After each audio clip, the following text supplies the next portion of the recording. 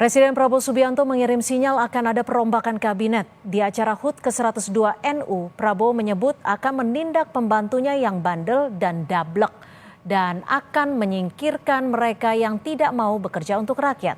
Bagaimana membaca sinyal reshuffle kabinet Prabowo dan kepada menteri mana saja yang dituju? Sudah ada Nurdin Halid, Wakil Ketua Umum Partai Golkar, dan juga Adi Prayitno, Direktur Eksekutif Parameter Politik Indonesia.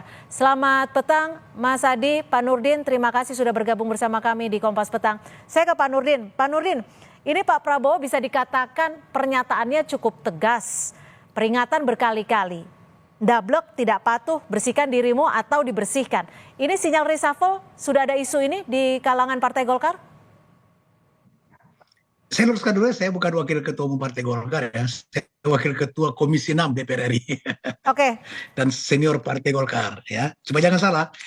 Jadi gini, saya menyimak dengan saksama pernyataan Bapak Presiden. Itu menurut saya pernyataan seorang pemimpin yang memberi motivasi kepada para pembantunya, kepada para menterinya untuk bekerja lebih keras.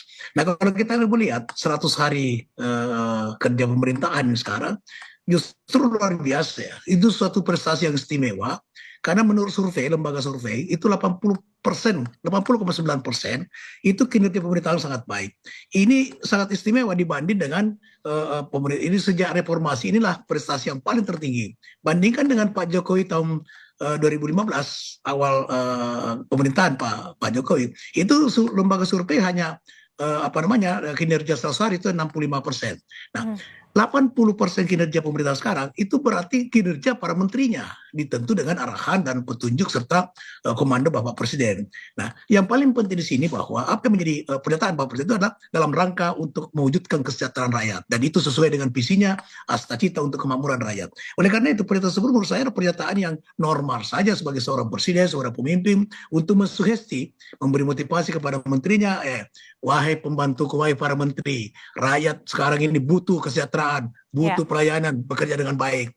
Jangan neko-neko, jangan membandel. Kan kata kalau ada yang membandel, kalau ada yang neko-neko, sekarang saya melihat menteri kan kinerjanya berdasarkan survei, kinerjanya kan semua sangat bagus itu. 80,9 itu kan kinerja seluruh menteri, kinerja seluruh pemerintah, kinerja Bapak Prabowo gitu. Jadi ini warning kepada para pembantunya, jangan neko-neko, jangan bandel, bekerja sesuai dengan aturan, layani kepentingan rakyat. Dan menurut saya menteri sekarang kinerjanya sesuai dengan survei maupun dengan pengamatan kita, ya khususnya menteri-menteri dari Partai Golkar, saya mengamati betul. Tapi dan gini, saya mengikuti.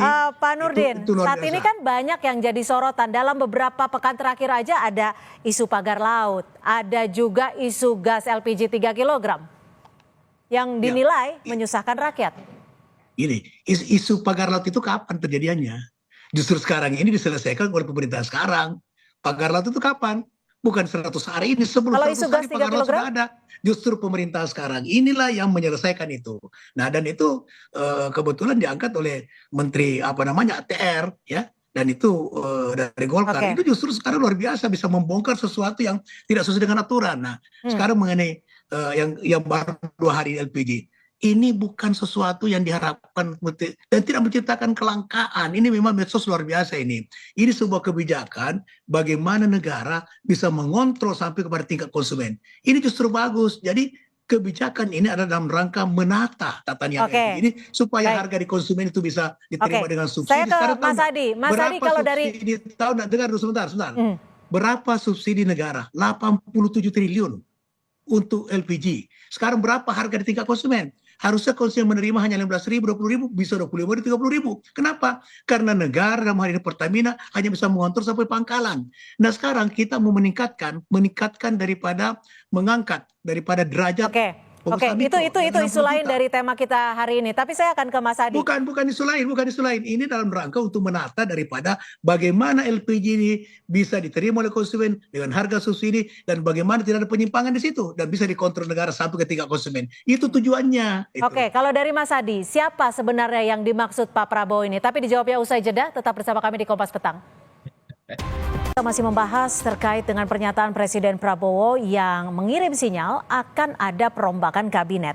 Mas Adi, kalau dilihat dari pernyataan Pak Prabowo ini bisa dikatakan cukup tegas, cukup menusuk seperti itu ya. Kalau dari Mas Adi sendiri menilainya apakah ada menteri-menteri yang memang sedang disoroti oleh Pak Prabowo?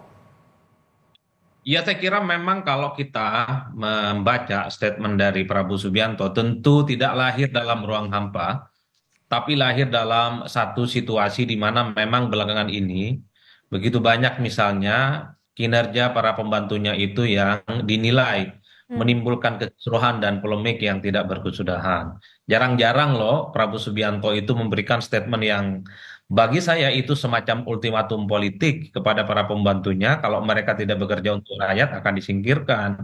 Saya menduga kekisruhan-kekisruhan belakangan ini ya apa yang sudah disebutkan tadi, misalnya bagaimana soal LPG yang 3 kilogram yang misalnya sosialisasinya tidak baik yang kemudian membuat eceran itu tidak bisa menjual.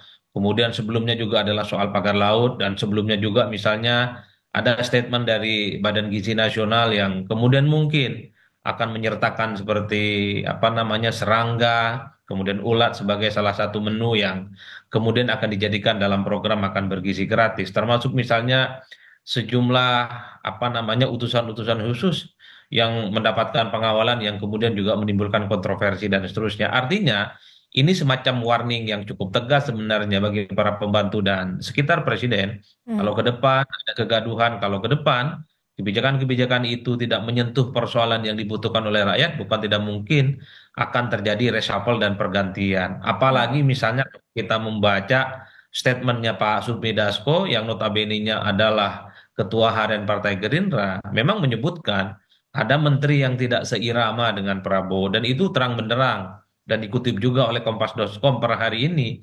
Ini kan mengindikasikan betapa memang menteri-menteri mungkin manuvernya terlampau ekstrim sehingga merugikan presiden. Apalagi misalnya terkait dengan tabung gas 3 kilogram beberapa waktu yang lalu, kan Pak Sufmi Dasko mengatakan itu bukan program presiden. Inilah yang sekira menjadi satu sinyalmen, bukan tidak mungkin. Pernyataan Prabowo itu adalah semacam intimidasi politik sebenarnya bagi menteri. Jangan berbuat sesuatu yang justru merugikan presiden, merugikan pemerintah, dan Ya. tidak untuk perjuangan rakyat di masa-masa yang akan datang. Jadi jelas bagi Berarti kalau menurut saya, Anda akan ada reshuffle dalam waktu dekat? kalau dalam hitungan cepat ataupun hitungan lambat saya tidak terlampau tahu pasti, tapi Prabowo itu kan sebenarnya memberikan satu diksi yang tegas. 100 hari kerja itu sudah cukup memberikan peringatan. 100 hari itu sudah cukup berbaik-baik. Hmm. Artinya apa ke depan kalau memang ada apa namanya menteri-menteri itu yang tidak perform, menteri-menteri itu yang kemudian tidak sesuai dengan ekspektasi, apalagi merugikan rakyat, bukan tidak mungkin dalam hitungan hari ke depan juga akan terjadi perombakan ya. Apalagi satu persatu menterinya Prabowo juga sudah mulai bicara, mereka siap sebagai salah satu konsekuensi kalaupun toh harus dievaluasi. Tapi bagi saya secara prinsip ini adalah semacam guidance bagi para menteri, hal-hal yang dianggap negatif, hal-hal yang dianggap kontroversial dan tidak berpihak kepada rakyat di masa-masa lampau, terutama di 100 hari kinerja pemerintah, Ya. itu jangan diulangi. Hmm. Pak Nurdin, kalau disebut tadi oleh Mas Adi, ada menteri-menteri yang dinilai tidak seirama. Ada juga pernyataan Pak Prabowo yang disebut ini merupakan bagian dari intimidasi politik. Bagaimana Anda membaca dan melihat ini? Saya tidak tahu ya, yang mana dimaksud dengan tidak seirama. Itu. Saya yakin tidak ada menteri yang berseberangan dengan Bapak Presiden. Tapi Pak Dasko loh yang Gini, ngomong. pembantu itu kalau, pakai bahasa kalau. Nah, ini dan kalau tidak ada gimana? Nah, kan begitu. Enggak. Nah, sekarang Maaf begini, saya potong. Pak menteri Dasko kan itu- membicarakan bahwa program soal gas 3 kilogram itu tidak sesuai dengan program Pak Prabowo gitu. Pak programnya Prabowo apa? Pak Prabowo itu adalah bagaimana pelayanan kepada rakyat. Hmm.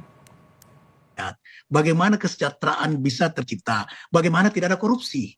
Apa yang dilakukan oleh Menteri SDM adalah menata tata niaga LPG agar supaya subsidi itu betul-betul sampai kepada yang berkepentingan. Kepada siapa? Rakyat.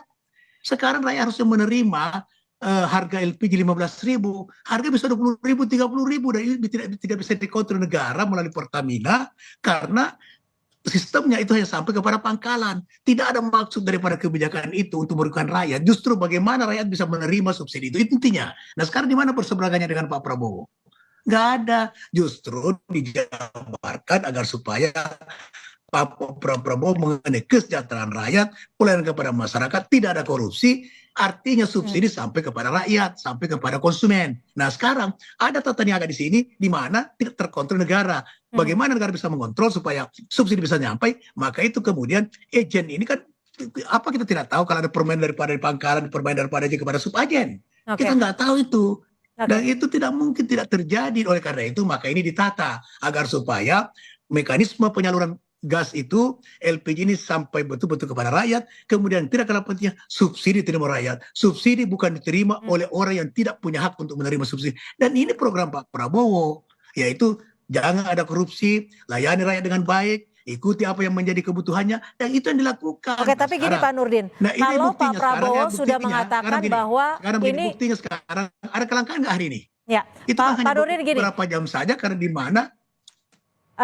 Kalau Pak Prabowo sudah mengatakan bahwa ini sudah lewat dari 100 hari kerja, peringatan sudah berkali-kali.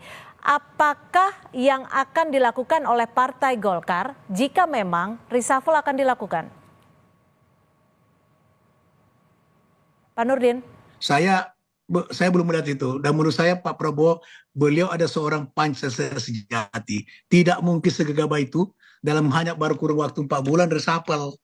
Kecuali ada kesalahan yang fatal, ya, yang menimbulkan gejolak kekisruhan di mana-mana, ya, tidak bisa melayani kepentingan rakyat, kemudian ada korupsi di mana-mana dan sebagainya, itu baru bisa. Menurut saya apa yang disampaikan Prabowo ini ada motivasi, sugesti kepada para menteri untuk bekerja fokus sesuai dengan asta cita. Inti asta cita adalah kesejahteraan rakyat, dan itu yang dilakukan oleh menteri-menteri dari Partai Golongan Karya.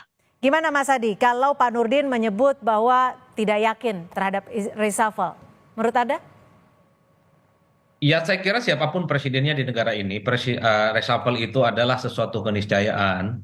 Cuman yang menjadi tanda tanya apakah reshuffle itu dalam waktu dekat, dalam waktu sedang, atau akan berlangsung dalam waktu yang lama.